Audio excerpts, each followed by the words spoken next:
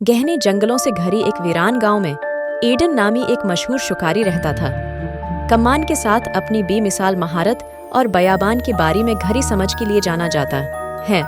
Eden گاؤں کا محافظ تھا، اس بات کو یقینی بناتا تھا کہ خطرناک درندی ان کے گھروں سے دور رہیں۔ ایک دن گاؤں میں ایک خوفناک درندی کی خبر پھیل گئی جو پڑوسی شہروں کو دہشت زدہ کر رہا تھا۔ فرض کی احساس کے ساتھ ایڈن مخلوق کو ٹریک کرنے اور اس کا سامنا کرنے کے لیے نکلا۔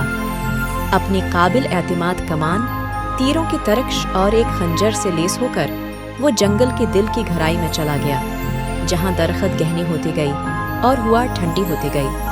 جب اس نے غدار خطا پر تشریف لے گئی، ایڈن کو مختلف چیلنجوں کا سامنا کرنا پڑا۔ اس نے گرجتی ہوئی دریا کے اوپر ایک گڑبڑ والا پل عبور کیا، ایک گہنی دھند میں سے گزرا جس نے شدید حواسوں کو بھی گمراہ کر دیا، اور آگے کے راستے کی حفاظت کرنے والی بھیڑیوں کی ایک گروپ سے لڑا۔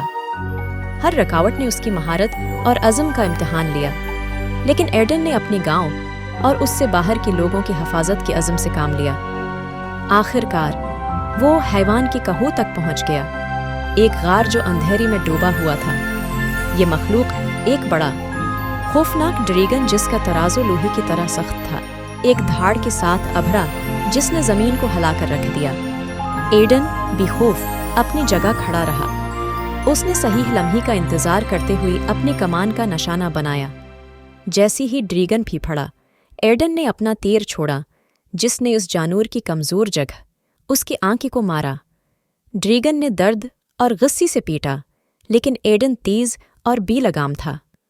آئین مطابق شاٹس کی ایک سیریز کے ساتھ اس نے حیوان کو کمزور کر دیا، یہاں تک کہ وہ گر گیا، شکست دی۔ گاؤں اور آس پاس کی شہر ایک بار پھر محفوظ ہو گئی۔